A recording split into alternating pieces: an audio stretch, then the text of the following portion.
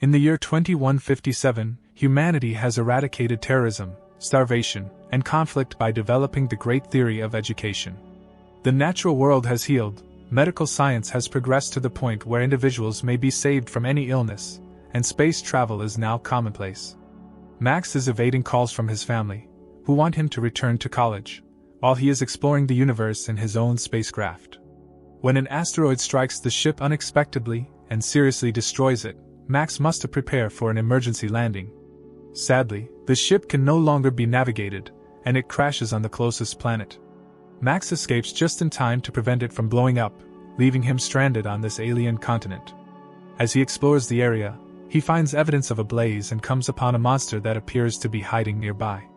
Max tries to talk to the monster, but it flees when a soldier by the name of ZF suddenly discovers them, aims his rifle at Max, and says something he doesn't understand. The soldier shoots at the belt to make Max lose it before arresting him and bringing him to the closest town when Max takes a small translation gadget from his belt and inserts it into his ear. Max is shocked to realize that the settlement resembles a desolate version of Earth that he has only ever seen in history books. He is taken to a lab where he is questioned by scientists wearing helmets to see into his thoughts. Despite this, they do not think he is extraterrestrial, and it is agreed that he will be taken to a mental hospital in the capital, escorted by Soldier Guy. Everyone in the vicinity then begins fervently shouting the national anthem and swearing allegiance to the government. ZF, however, passes out during a seizure and is hauled away by the police. Max observes the terrible condition of the town and several enormous towers every few miles on the route to the city. Guy clarifies that they serve as defense against adversaries. At that very moment, a tower's base explodes, causing it to fall into the road, killing a few people as they attempt to flee and destroying the majority of the trucks. Guy becomes trapped beneath the debris when a massive metal road pierces Max's truck, but Max acts quickly and powerfully to remove Guy out of the way before the approaching flames reach them. Max then finds out that the towers are necessary because rebels are attempting to overthrow the government. They are now forced to carry out the remainder of their journey on foot. When Strider, the head of the Department of Special Research, learns of it as soon as they get to the capital, he instructs his staff member Funk to bring Max to his office. Max is being held at a hazardous facility in the interim, where he is confined within a water tank to continue to examine his psyche. But Funk stops the experiments when he takes Max away against the scientist's desires by using Strider's badge. In the meantime, State Prosecutor Umnick requests that his staff member monitor any updates regarding Max while they are in the government building. Then, realizing the hour, Umnick ducks into his bathroom to undergo the seizure alone. Funk had to find another route as he drives Max away and discovers that the road is blocked.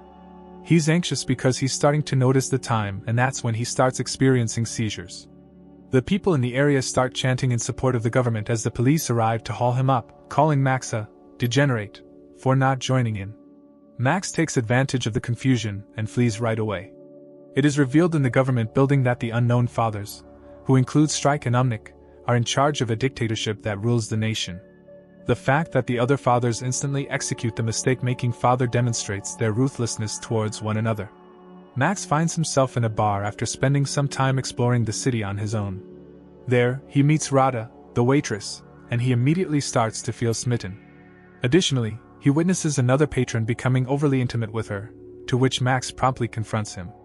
The man tries to hit Max with his cane because he is furious, but Max rushes quickly and disarms him, injuring his arm to scare him away. Rada and Max talk a lot during the remainder of the afternoon. Rada is revealed to be Guy's sister when Max educates her about Earth and space. Max is also invited to stay at her house. The previous customer blocks their path as they are leaving, ready for retaliation. Even with his help, Max is still quicker than him and avoids their sword blows right away. The men then engage in hand-to-hand combat, but Max scarcely feels their blows, and he quickly dispatches them. The other members of the gang then show up with more powerful weapons, but Max is able to combat them all at once regardless of their number. Max only utilizes these weapons to pull the opponent around and finish knocking them out when a man suddenly grabs his leg with a rope and then grabs his neck with a whip. When the cane man is the only one left, he launches a tiny, blade-wielding sphere at Max, who easily avoids it. Guy returns home later to Rada's residence and is startled to see Max, but he remembers how he saved him and lets him stay. Days go by, and Max discovers a lot about the customs and culture of the area, such as the fact that his ideas are being projected onto the TV screen like a motion picture. It is also taught to the locals that there are no other planets or stars and that they actually reside inside the planet. According to history, the Unknown Fathers used the towers to halt the fight against the rebels referred to as degenerates and save the nation. Guy invites Max to join him as a guard and is really excited about wanting to protect his house. Guy needs to persuade Commander Chachu to permit Max to join since he lacks an identity card and any paperwork. Max must first complete training, which entails learning the chant and participating in mission trials where he must shoot at signs that depict degenerates, and run through locations that are on fire. Max gives his friend some pointers to help him pass the test because he is a better shooter than his partner. Later on, though, Guy gives him a private reprimand and advises him not to repeat the action because their superiors require discipline. Max works out vigorously at home while Guy tests his memory by asking him questions regarding the rulebook. They also spar occasionally. Max spends his leisure time hanging out with Rada, and finally they share a kiss. Max embarks on his first expedition into rebel territory when he is eventually admitted into the army. With the utmost ferocity, the soldiers crash inside the buildings, kicking and using bombs as they go.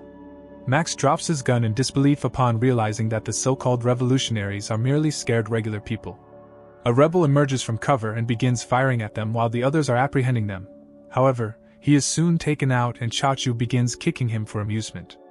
After that, Max witnesses the savage arrest and forced into trucks of several regular people.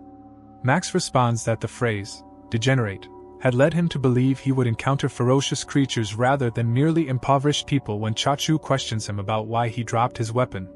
Max clarifies that he doesn't feel any pain at all, but Chachu starts disparaging the rebels and calling them garbage, even though they acknowledge they experience agony like everyone else. Afterwards, as the rebels are being flashed with hot and blinding lights, the dads assess them.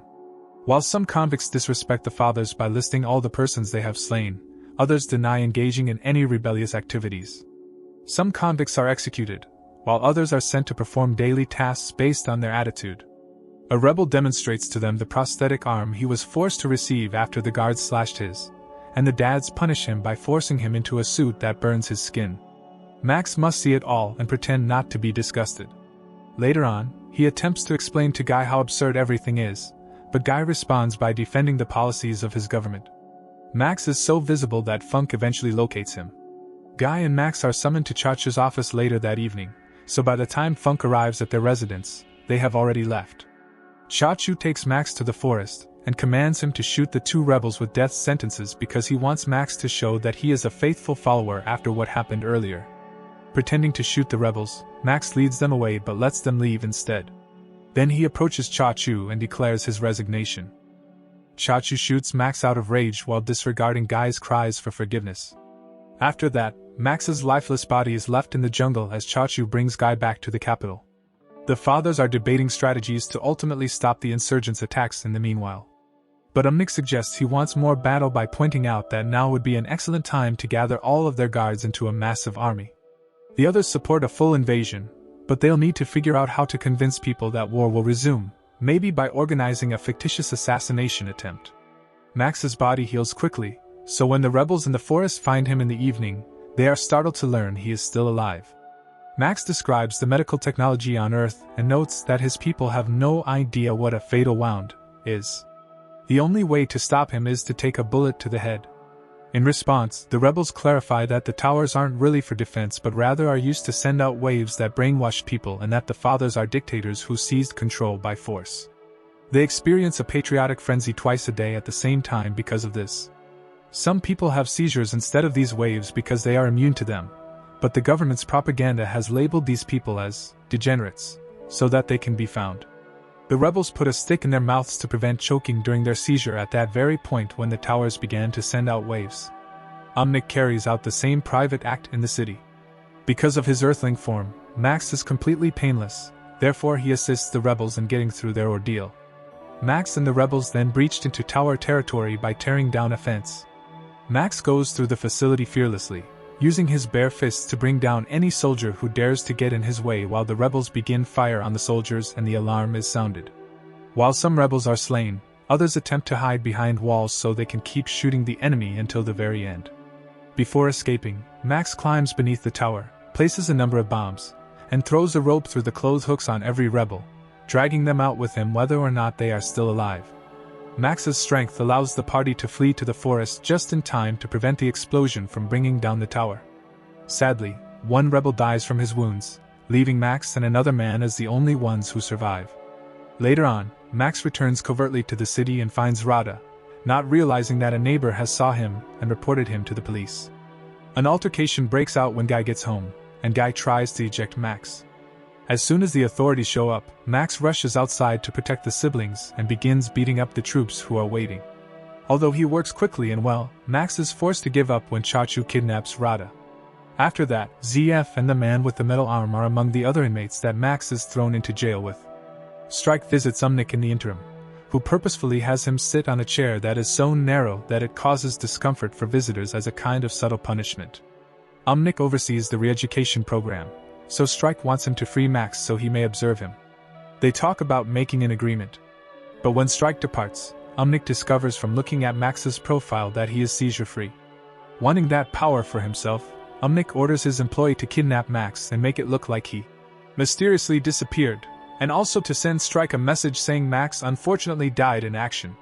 In the morning, the prisoners are sent to the forest to clean, meaning they must pick up every weapon left by the war. Max's group suddenly sees a bunch of defense robots and immediately drops to the ground as the robots open fire, shooting in circles with no signs of stopping. The prisoners wait for the right moment to fire back, and one by one they bring down the robots until they're all destroyed. Then the group continues to search the area, and ZF teaches Max about the creature he saw when he arrived. He says they're dangerous mutated humans and should be killed on sight or they'll be killed first. After wandering for a while, ZF suddenly falls into a hidden hole, so Max jumps in to help him. They discover a series of underground tunnels and start walking through them until they find an old abandoned facility. After noticing a beast sneaking around in the shadows, they turn on the power and find some old equipment. While they get distracted looking into some lenses that show them the desert, the beast uses the chance to run out, and Max tells ZF not to shoot it. As the duo is horrified to notice human bones on the ground, the beast damages the equipment to cut the power before attacking. The beast manages to get ZF in a very strong hold, ready to bite him off. However, Max is strong enough to fight it with his bare hands. After lots of struggle, he knocks the beast down, saving ZF just in time. Later, while ZF is sleeping, Max takes off the ropes and lets the beast run away. ZF scolds him for it, but Max explains these beings aren't animals. The next morning, Max and ZF reunite with Metal Arm Guy and continue to search the area. Among the trees they find a small red tank stuck in a bunch of vines, and when they try to come closer, they're attacked by a black tank that moves freely. The group runs to hide behind the trees and tries to open fire, but their shots don't do anything to the tanks. Thankfully, Max gets an idea. He shoots at the red tank to make it react, and when it tries to shoot back, it ends up bringing down the black tank instead. Then Max sneaks under it, and appears behind to climb inside, cutting the wires to make it stop. After sharing a meal with the others, Max announces he's escaping. There are security measures at the borders to stop the prisoners from running away, but Max gets inside the tank and drives it to the south as hidden mines explode around him without causing any damage. When Umnik learns Max escaped, he throws a tantrum in his office. Eventually, Max finds a few soldiers guarding the road and is disgusted to see executed rebels nearby. He tries to stay hidden inside the tank, but rules dictate every vehicle must be searched.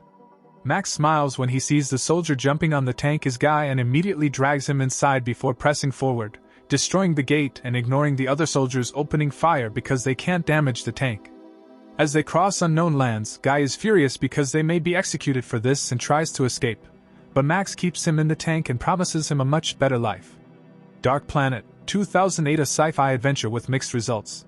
The premise: Dark Planet, a 2008 Russian sci-fi film, it's actually 2 parts released in consecutive years, follows Maxim, a space traveler from a utopian future who crash lands on a planet stuck in a dystopian 20th century state. There, he encounters a society plagued by political turmoil and environmental issues.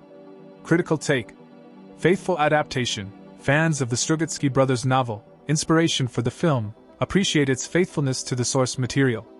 Visually impressive, the visuals are well done, creating a believable and contrasting atmosphere between Maxim's advanced world and the Dark Planet. Uneven execution. The acting can be uneven, and the story, while interesting, can feel underdeveloped, especially considering it's spread across 2 films. The underlying message. Dark Planet explores themes of societal change, the allure of freedom, and the dangers of totalitarianism. It serves as a cautionary tale, highlighting the importance of learning from history and striving for a better future. Recommendation. If you're a fan of classic sci-fi with a political bent and don't mind a slower pace, Dark Planet might be worth checking out. However, if you crave fast-paced action and strong character development, you might find it lacking. Keep in mind it's the first part of a 2-part story, so be prepared to commit to both films for the full picture.